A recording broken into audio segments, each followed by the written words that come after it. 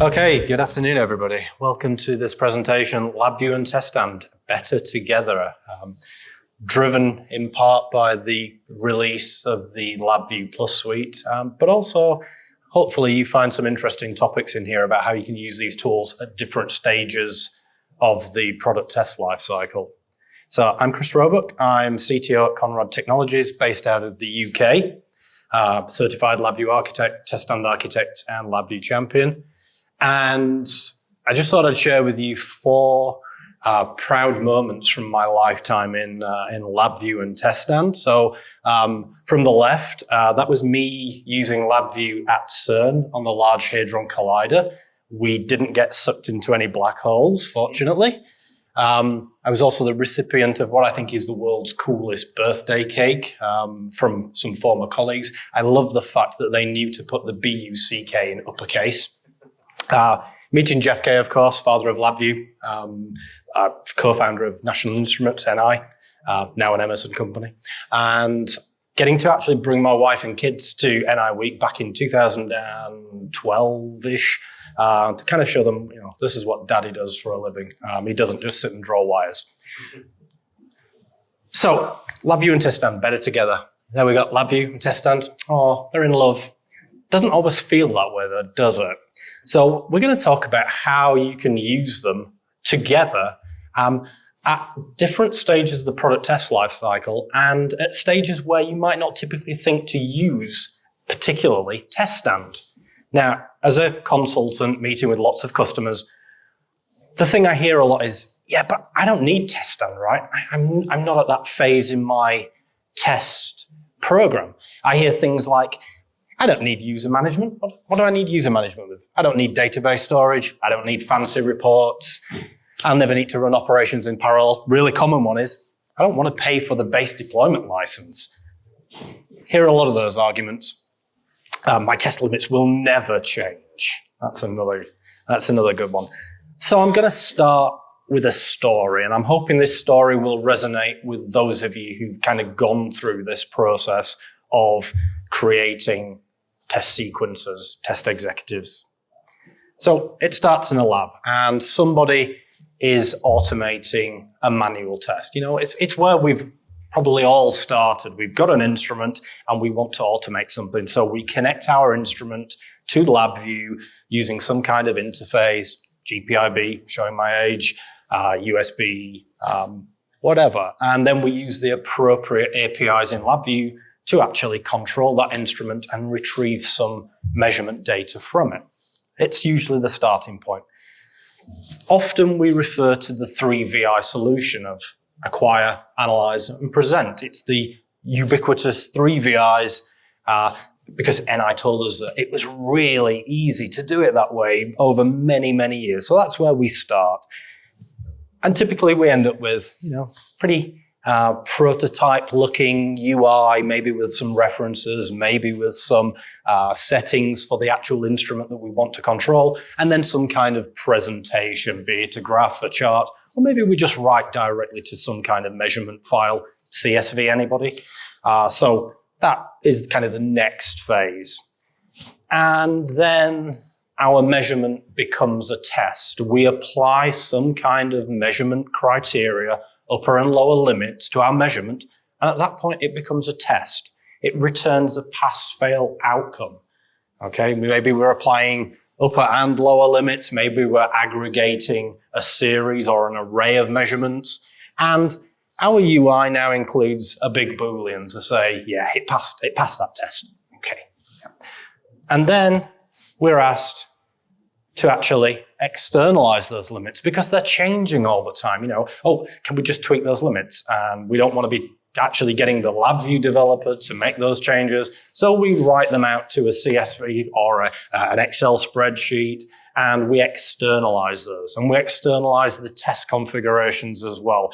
And I'm hoping that is a very familiar scenario that you've found yourself in, that you've had to move part of that configuration from LabVIEW domain into some kind of external text file, CSV, etc. So that should be pretty familiar. And then you get asked to add another test. Maybe we've been doing some RF tests, we've done a gain test, and then the engineer said, yeah, it'd be really good if we could measure some spurious emissions, some noise figure. So you add a second test. And you end up with some kind of simple state machine that iterates through a variety of test cases, performing those tests, and it starts to actually build a results list where the outcome of that test is added to an array. And maybe there's even some decision-making or control flow in there. Like, we failed a test. Do we need to do the other tests, or should we repeat that test because it was within 10% of some limit? So actually, the control logic in our simple state machine starts to become far from simple. And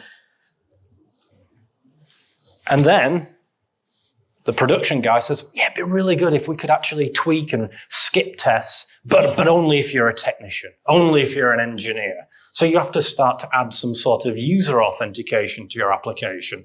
Maybe you want to access protected behavior. I've worked in numerous sort of production environments where there's been even weird key combinations, like you click on the company logo 3 times and you get the option to actually skip tests and things like that. And you start to actually implement user authentication in the LabVIEW domain.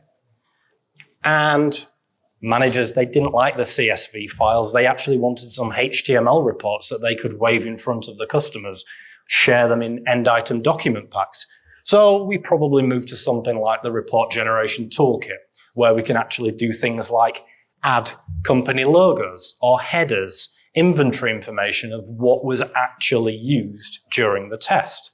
And maybe we want to support multiple report formats as well. So we end up using something like the report gen toolkit from NI to actually get us some very nice looking reports.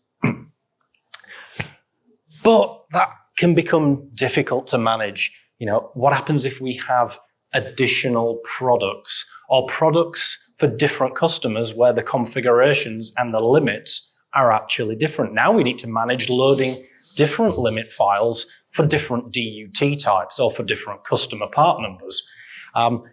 So we've now got to manage those and identify the unit. How do we even identify the unit? Okay, we'll serialize it. Now we need to look up in some kind of database, this unit for this part number actually has these limits, or it has this configuration. So we're now having to manage those things. We're probably going to end up dealing with a relational database like SQL Server, something like that. R&D maybe want to use the same solution that we have in production, but they want different interactive capabilities. So we're adding things for different use cases and different user stories. And often you find that this system that you've built actually has one expert in the company who knows about it. And when he goes on holiday to Mexico City for 2 weeks in the summer, nobody can touch the code because nobody knows how it works, or it's fragile. The last time Bob from test engineering made a change, it didn't work for 2 weeks. So this thing becomes difficult to manage. Maybe we should have considered a commercial test executive before it got that complex. Well, I'm going to tell another story. In another lab, they took a different route. They purchased TestStand, or they used the LabVIEW Plus suite, and they implemented TestStand plus the VI. They ended up with a test sequence that had one or two steps that contained extremely large or complex LabVIEW code. You know, you go into the gain test and it sits there for 10 minutes and nobody's got a clue. Has the thing hung? Is it doing something? There's no interaction. Okay, we don't get that feedback. We don't get the ability to be able to take advantage of TestStand features, because ultimately all we've done is we've just shifted a huge hierarchy of LabVIEW code into the TestStand domain. So it can be difficult to debug, limited interaction capabilities. I always refer to this scenario. It's a little bit like everybody gets off the Titanic and gets into the lifeboat, and then it misses the iceberg, right? It's kind of missing the point of using TestStand. So to recap, we're going to be suffering from scope creep, okay? We've got different functional behaviors for different users, and that might change over time. Different reporting formats for different projects, different customers. That's likely to evolve. We might find that we do really well as a business, and now we actually need to test 4 times the quantity of product. So now we need to do multiple DUT testing, parallel testing, sharing of expensive and valuable resources between a single test station. We may want to do other things like interact with our system. We've got a new product, it's coming through the MPI stage, and we want to interact with our instruments and our settings in order to see how that new product responds. What else have we got? Other things that might change. Ability to add preconditions to tests in the interests of test throughput. So one of the kind of the utopia requirements is I want to find my failures as fast as possible. I don't want to spend 20 minutes testing the DUT to find that it fails at the final hurdle. I actually want to find that failure quicker. So we might add preconditions to the tests, or we might actually dynamically reorder. Here's an interesting idea. AI guys in the audience might want to think about this, but actually we could dynamically reorder tests based on historical production data. Tests with a low yield, we might want to shift up the sequence and actually run those first in order to catch the failures and avoid spending valuable test time just testing something that ultimately goes on to fail. So we've got all of these things that generally happen in a maturing product test environment. So returning back to our little bubbles, well, these are the things that you typically end up needing anyway at some point, okay? And for the guy that doesn't want to pay for the base deployment engine, there's a little cheat code from NI, buy 4, get 1 free when it comes to base deployments, the least known part number and most difficult part number to find on ni.com. Screen grab that while you can, or before they change it. So, there's a better way, a more complementary way, and it allows for parallel development and what I'd call head start work, okay? So we're going to go through this in a number of different sections. So the first section I'm going to deal with is UI prototyping. So if we think about the components of our test system, we've probably got some kind of operator interface where the interaction with the test system is performed. We've got a test sequence or test procedure, and then we've got instrument or duct control, so actual driver type development. So I'm going to tackle each of those in turn. So UI prototyping. Why do we want to prototype a UI?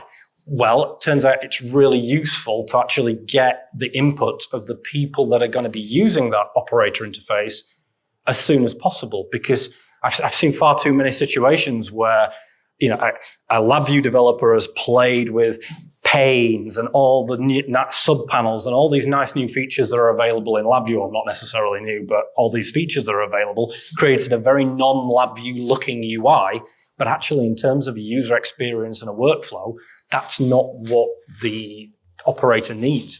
They maybe need to see detail behind tests or have indications that instruments aren't responding, but their needs might be different to what you perceive their needs to be. So if you can put something in their hands really early on, that's fantastic. Also, debugging usability issues. By the way, that's my actual refrigerator at home. Does anybody want to tell me how that thing works, please? Awful user experience. If we can debug that user experience sooner with the operator, then that's great. So LabVIEW is nice in that we have a front panel and we can drop controls on that front panel and not have to do anything with it to be able to show it to somebody. So on the left, I've just got a very quickly mocked up user interface that we might have if we've built some kind of LabVIEW test sequence. So I've built that very quickly. I'm going to select some tests on the left and then display their execution progress and the test outcome on the right-hand side in the multi-column list box. That's great. I can show them what it looks like, but I can't really show them how it behaves, because in order to show them how it behaves, I need to start wiring. I need to start putting structures down and actually implementing the user interface. So its value in terms of prototyping is very much limited to visual aesthetic rather than behavioral.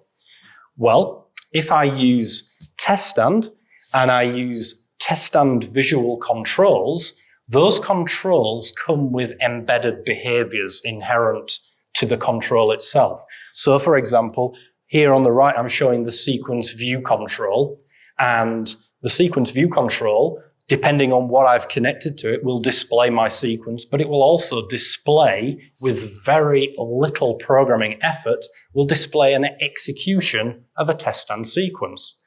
So when I say very little effort, that's pretty much the code on the left that will allow me to show a TestStand sequence execution using a sequence view control. Likewise, if I want to show my report output, there's a TestStand view control that will display my HTML, XML, HTML report output, whichever report format I've selected. It will display that in this kind of pseudo browser window that I've put here on my LabVIEW VI. And again, the code for that is on the left-hand side. I'm just going to display the execution. And when the execution is finished, I'm going to display the report. And it's required very little coding. And also, TestStand, the API allows me to execute a sequence. So if I can execute a sequence, show it, and then show the result outcome at the end of it with very little coding, I can actually show a working user interface and prototype that to my end user. Actually, it's not only a prototype, it could be the user interface, still requiring very little programming because these controls have those inherent behaviors that I mentioned. So I'm going to show a little example of that. Here's one I made earlier. Now, I've got a video. Is it going to autoplay? Yay. Okay, so there's the example that I showed earlier. But as I said, it needs coding to be able to show an outcome, of which I've not done any coding. So let's jump ahead and see the TestStand version of that. It ran much faster when I went through this. Yeah, okay, so this is going to load. There's our TestStand user interface. And if I go to I've got a tab control on the front just to separate things. And there's my sequence view control that is ready, has behavior already programmed into it behind the scenes to show my sequence, either at edit time or at execution time. And here's the code to load a sequence into that to check that the sequence was open. So I've got a very simple state machine with only a few states in here. And actually, I've now got a running user interface written in LabVIEW that will execute a TestStand sequence and show the report outcome at the end. So if anybody, I'm going to just zoom ahead a little bit in the interest of time. I'm going to try anyway. Maybe I'm not. There we go.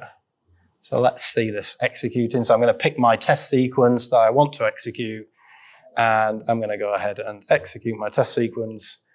Now, disclaimer.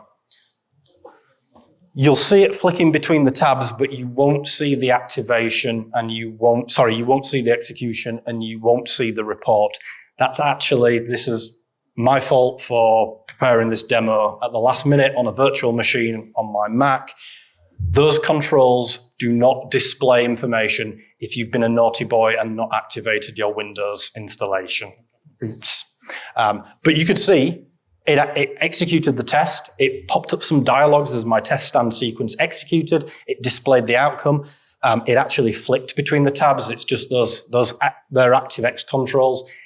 They're not registered in a non-activated Windows environment. So that's bad on me. I will replace this video in my slide deck before they become available from NI. So what can you make a TestStand LabVIEW user interface look like? Well, I think this is an example of an operator interface we created recently for a customer. And I think it looks very un-LabVIEW-like, actually. It took a little bit of work, but we've got some tab controls with some unique icons up there. But in terms of the programming behind the scenes, there's actually very little, because the TestStand insertion palette, the TestStand sequence view, and the report view have those inherent behaviors. They will run with very little coding. So tip number one is use TestStand with LabVIEW to do your prototype UI, because you will get not only the visual aesthetics provided by the LabVIEW work that you do, but also you'll get the behavior of executing a sequence and displaying the report afterwards. Now, this is my favorite bit, test sequence development. As I mentioned at the beginning, I see a lot of customers who build these home-rolled test executives, and it's only when things get very complex that they actually think, maybe I should have used TestStand. Actually, my preferred approach is to start with TestStand before you've even got instruments or a device under test. Create a manual test sequence that your test operator, your technician, whoever you've got running the tests, can follow. It's a series of guided instructions with some user interface, some dialogue pop-ups. And why would you want to do that? Well, first thing is, you can debug the order of operation. Your test operator, who's actually very astute and skilled at working with these things and knowing what the practicalities of the test bench are, can actually say, well, hang on a second, that doesn't make sense. I'm disconnecting and reconnecting cables. Let's change the order. Or maybe the ordering doesn't make sense because you need maybe an earlier test outcome or value to be fed into a later test. So actually going with a manual test sequence and working through that as a guided test procedure can give really valuable insights into the order of operation, debugging of control flow, working out if this passes, then do these tests. If it fails, then don't. So working out that control flow. We could also use the actual LabVIEW, TestStand test types, numeric limit, multiple numeric limit, etc., but with the non-adapter. So we're not specifying any particular type of code that's going to be used, but we can use that to still capture values from the user. They can manually type in. We can use that to capture values from the user, and then those values appear in the report, which is the final value, final benefit. We get a fully fledged report out of this thing. It's popping up dialogues, it's asking the user for their input, but at the end of it, we still get the very same XML, HTML, etc. report that we would if those steps had been performed using actual code and controlling instruments. How many times do we actually wait until the end of a test project or a test sequence development exercise to actually get a report into the hands of our customer? And our customer looks at it and says, yeah, that's great, but instead of a table, could I have a graph? Or could you list these out? Could you reorder these and put this one at the top? I want this one first. This is the most important parameter. Well, if you can do this with manual steps that don't require instrument control, you can deliver that report into the hands of your customer literally on like day one or day two, and get their feedback immediately. You've got an opportunity to reduce risk and tick one of the boxes in your list of things to do really quickly. So we can do a manual test. So what does a manual test look like? Well, let's have a quick look. So I've got a manual TestStand sequence here.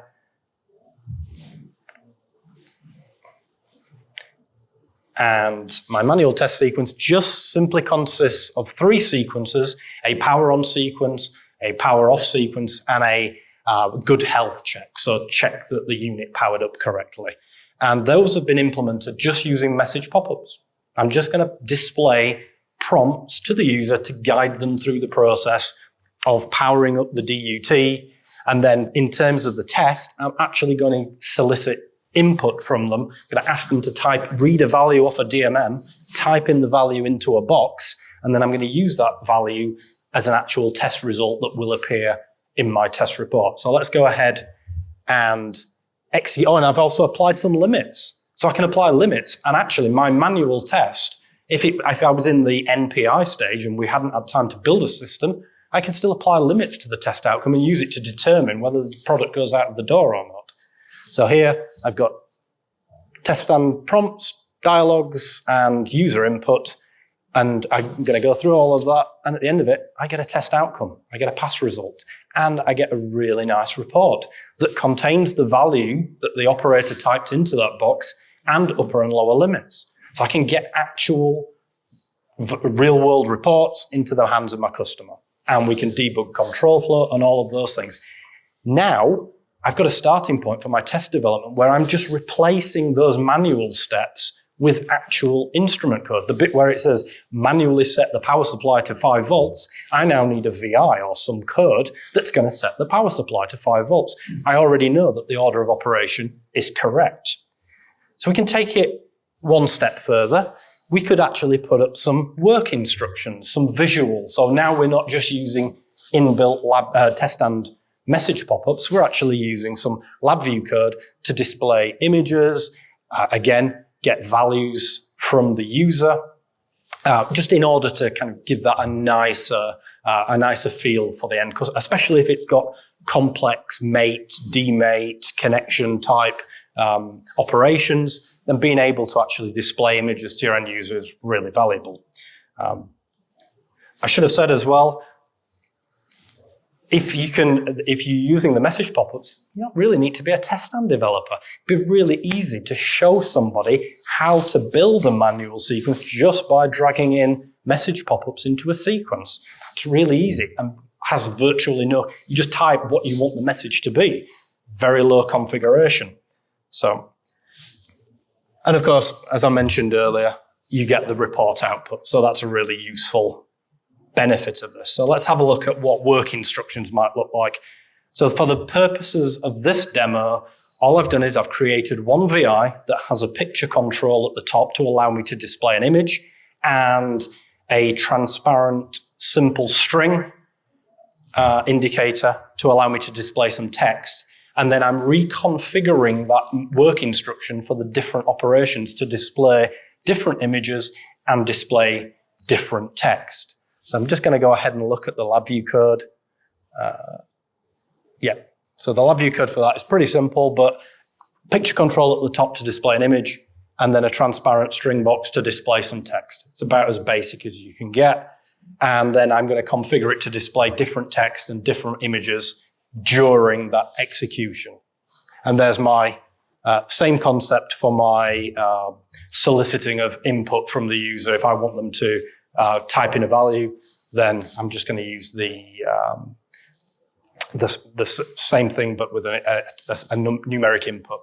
So as we run through the sequence now, I get a series of visual work instructions. I get the opportunity to enter a value. I get some more visual work instructions. I can change the image, display something that's relevant, change the text, etc., without having to change the VI. And I still get a report out of it. So we've just taken things that little bit further. One of the requirements that we talked about was what happens if the customer wants different report formats.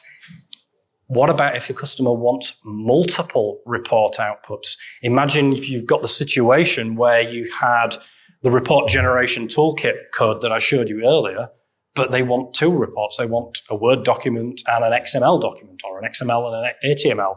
Well, you're duplicating that code. You're going to write that code twice. Well, in TestStand, there's a little magic checkbox. By the way, anybody from the TestStand R&D group here? Worst UI ever. Literally, worst UI ever. So there's a little checkbox down at the bottom left. And when you tick the show more options, these buttons appear. And one of the buttons is add report output. And you can add a new report output, a duplicate report output, or a second report output, and change its format. You could have CSV output and XML. Zero programming required. You need to check the box and tick that arrow at the top, and you've got a second TestStand report being produced.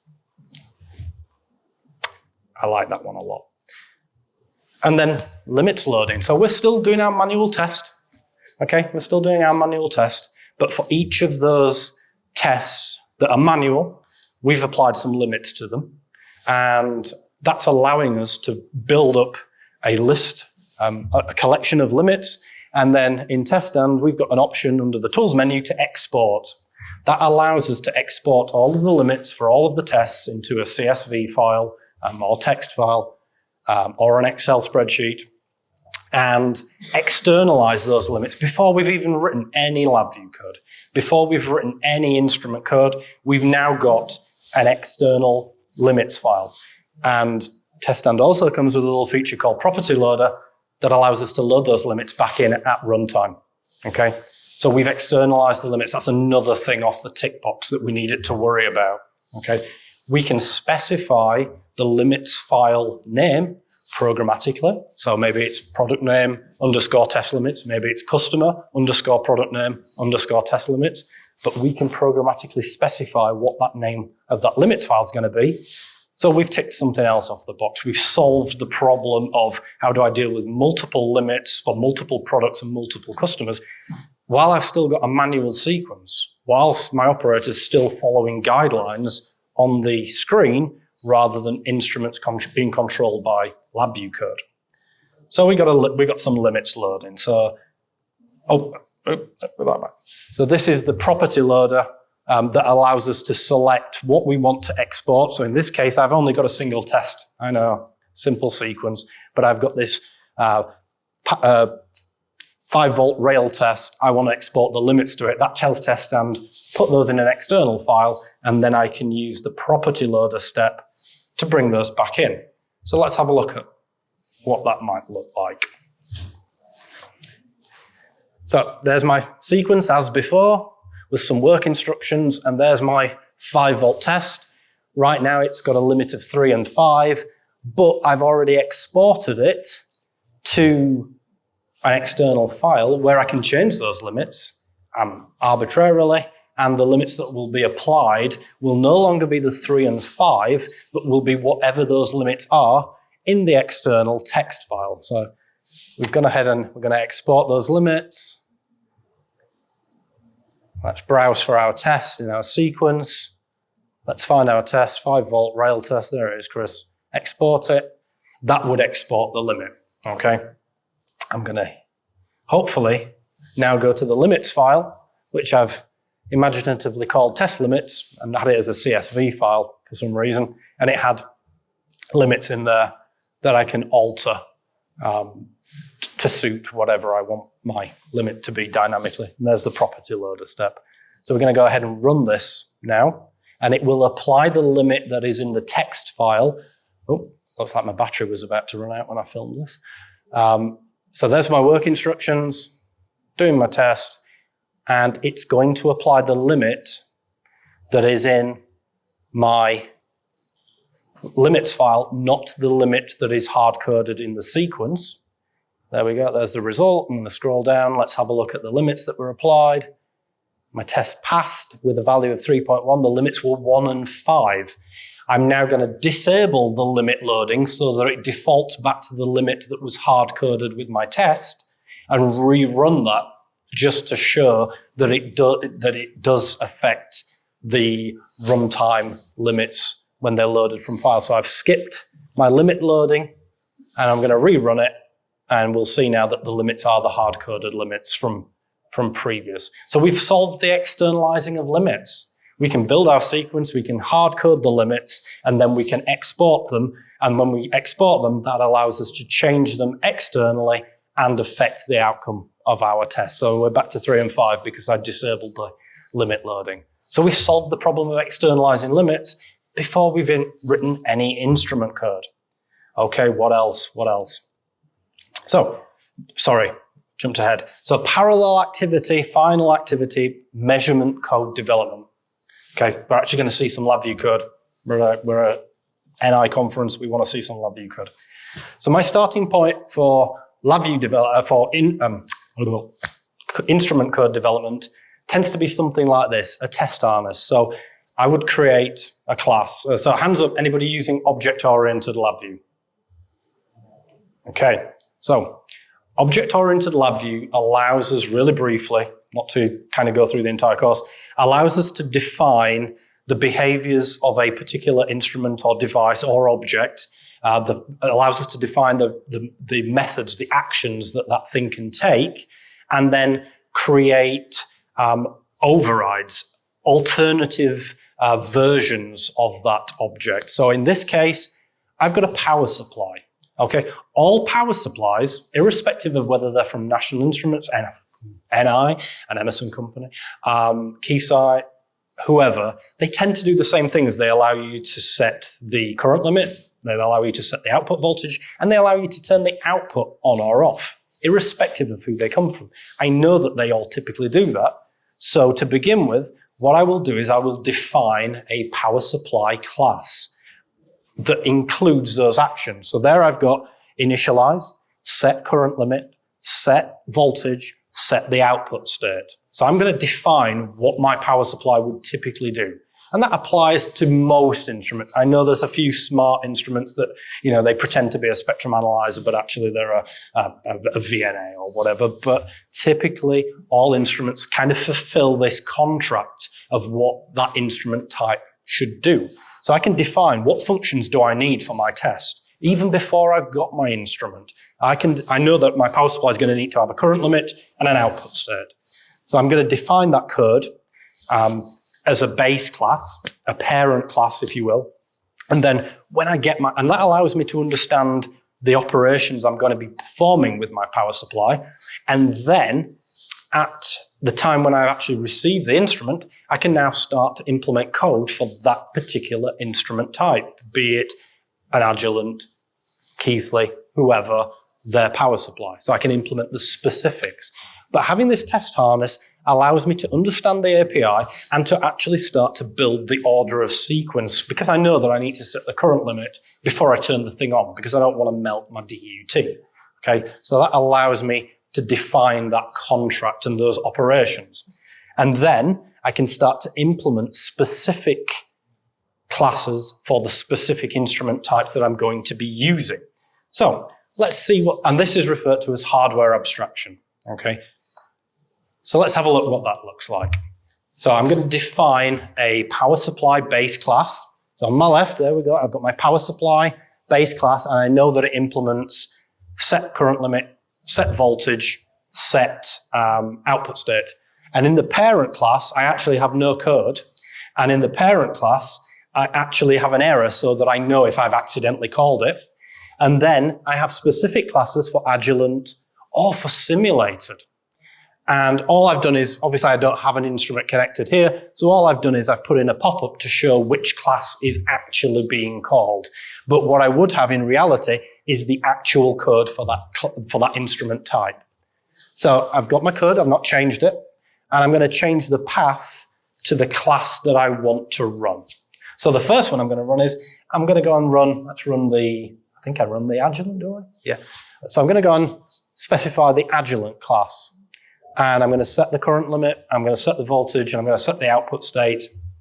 I'm going to execute my VI, I'm going to click the run arrow.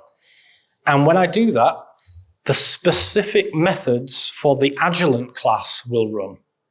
Okay? So I will get the Agilent set current limit, the Agilent set voltage, the Agilent set output state. So I'm going to go ahead and run that. And so that's what I got, and then I changed it to simulated. This time I got the simulated class. My simulated class could very easily, instead of containing pop-ups, could contain work instructions like I showed earlier. So instead of saying set current limit, I could pop up a dialog box telling the operator, set the current limit on a box that looks like, identify this box in the rack, set this value. Yeah. And then as I mentioned, if you call the parent class by accident, it throws an error so that I know that I'm doing something I shouldn't be doing. But we can have the actual class, and we can have simulated classes. Those simulated classes could contain work instructions. This allows me to really understand my instrument, and then when I get my hands on and maybe implement manual work instructions, and then when I get the actual instrument, it allows me to implement skippy commands, visa write, whatever I'm doing to control the instrument via some kind of remote interface. So that can be done totally separately to my sequence development and to my UI development.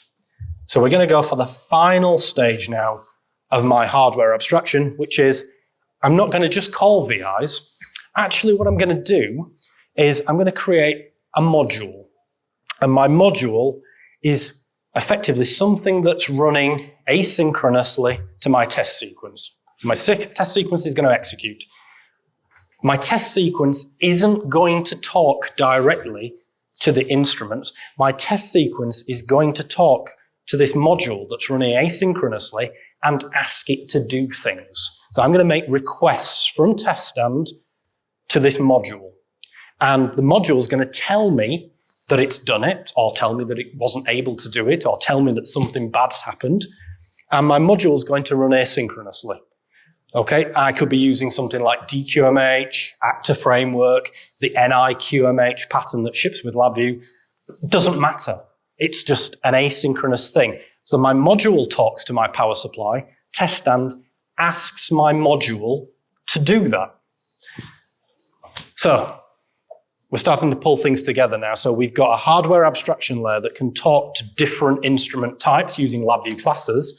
I'm going to write a module that will use those classes, and then TestStand is going to talk to the module. So there's my DQMH module on the left-hand side, and guess what? It's got a few functions: set voltage, set current limit, set output state. Well, we've seen those things before when we were actually programming the instrument classes, okay? So let's see what that really looks like in reality.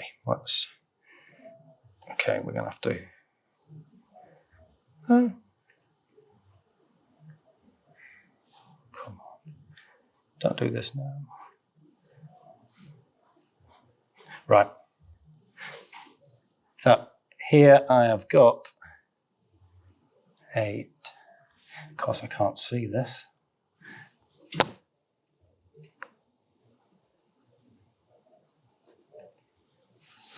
So here I've got a module that makes use of those classes. Sorry, that was supposed to be working. Come on.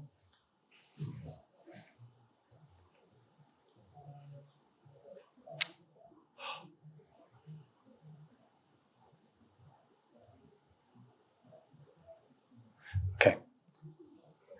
So here I've got my module. You can see the classes. So there's my power supply classes, the base class, the various specific types of power supply that I might want to use. My module. So what does my module look like? Well, my module just looks like a standard LabVIEW QMH kind of pattern. Okay, I've put a pretty front UI on it, but it actually just looks like a standard LabVIEW QMH, and it's got very few methods to it, but it does things like set the voltage level, set the current type, set current limit, set the output state, and a method for me to tell it what kind of power supply it is. That's all it does. And I've got a tester to be able to interact with it. So let's go and have a look at the tester. So let's close this guy. We don't need to see him. And my test sequence is just going to talk. So there's our tester. So let's go ahead and run the module. Let's run it. Let's show its front panel. Let's move it over here for a start. So there's my power supply. Let's tell it that it's a, I don't know, let's pick one of them. Let's tell it that it is a, let's tell it it's an adjuvant. Well, it now knows that it's an adjuvant, and we can do things like turn its output state on or off. Let's set its voltage to 99 volts. And there we can see, but we could interact with it via its soft front panel as well, so we can turn its output state on or off. And we can see in our tester, we actually get feedback if we interact with the module manually as well. So we get feedback from this. And the nice thing is, if we need a second power supply, then we can do that. And we can tell it that it's a different type of power supply and interact with that one uniquely as well. So that's why we might want to have a module. And then our TestStand sequence, instead of talking to the instruments directly, our TestStand sequence talks to the module. Okay? So we're almost out of time, but we'll just zip through this really quickly, hopefully. Depends how quickly TestStand launches, doesn't it? So the idea is we're no longer having reams of instrument control code in our sequence. We've actually got API calls to an asynchronous module running, okay? And that module has a soft front panel, so we can interact with it as TestStand is executing. And there we go. Let's just go straight into this guy. Let's do single pass. I'm going to come down to the bottom so you can see what's happening down here. So we should see as TestStand executes, we'll see the power supplies You can see the power supply is opened, we're controlling them, the output state's going on or off, and our TestStand sequence is actually talking to the asynchronous module, not to the instruments directly. So our module is responsible for handling the communications, etc. Well, okay, that's lovely. Why would we want to do that? Well, because of that tester. Because when we're doing development, one of the things that we might want to do is to actually put breakpoints in here. Jeremy, did you know that programming an angle is really difficult? Yeah. Let's go back in here and do single pass. So let's run to this point in the sequence. Let's pause. Let's go down to here to our API tester. And pro tip, if we change it to run in main application instance and run this again and refresh, we get the two power supplies that we are talking to via TestStand. And now if we start to step through TestStand and go back to my tester, we can actually see the commands that TestStand's been sending to our module. So we can use it not only to inject, so let's go ahead and look at some of these power supplies. I'm going to turn its output state off and see what happens. TestStand's still running. Our TestStand is still going to execute, but I've just got it single stepping at the minute. I can now manually interact with the instruments, but even better, I can use my API tester to sniff what TestStand is doing and set what commands it's sending to my instrument. So that gives me a really powerful way of debugging. Yeah. So being able to inject data during execution, but also sniff what TestStand is doing. So the pro tip to remember there is LabVIEW needs to run in the main application instance in order to be able to interact with the VIs that TestStand is running. So I'm going to jump ahead, final, in summary. Sorry. Disaster. So the final thing to kind of point out is that TestStand has the ability to have custom steps. So we can actually wrap some of that behavior into little UIs and put them in the TestStand palette. So instead of actually having to drag in multiple VIs into my sequence, I could actually embed that in the TestStand environment as a custom step. So here's two examples of custom steps that we've built at Konrad, one for performing DMM measurements and one for controlling DC supplies. So it's just, all it's really doing is putting a nice front end on that LabVIEW code that we saw a little bit earlier and making it easier to use. So summary. TestStand provides the features that you end up implementing anyway. Prototype your sequences, reports, and UIs a lot sooner by using the features of TestStand. So the fact that those TestStand controls have behavior, the fact that you can actually run a sequence that just has pop-up boxes to allow you to work out the test order. You can put work instructions, guided examples for your operator into your TestStand sequence very easily, just using picture controls. Object-oriented LabVIEW allows you to create proof of concepts, harnesses, to actually figure out what does my instrument do and how do I need to control it. And then using an asynchronous LabVIEW module rather than TestStand talking to the instruments directly, by having this asynchronous module that TestStand interacts with, that allows you to do interaction, injection of new parameters, and sniffing of data back from TestStand in a very straightforward manner. And ultimately, it reduces your time to first test, which is what we're all trying to do, right? So that's it from me. I'd like to just say thank you for attending. And if anybody's got any questions, I think we're probably overrun, but if anybody's got any questions, we'll answer a few quickly, or I'll stay around at the end if anybody wants to talk.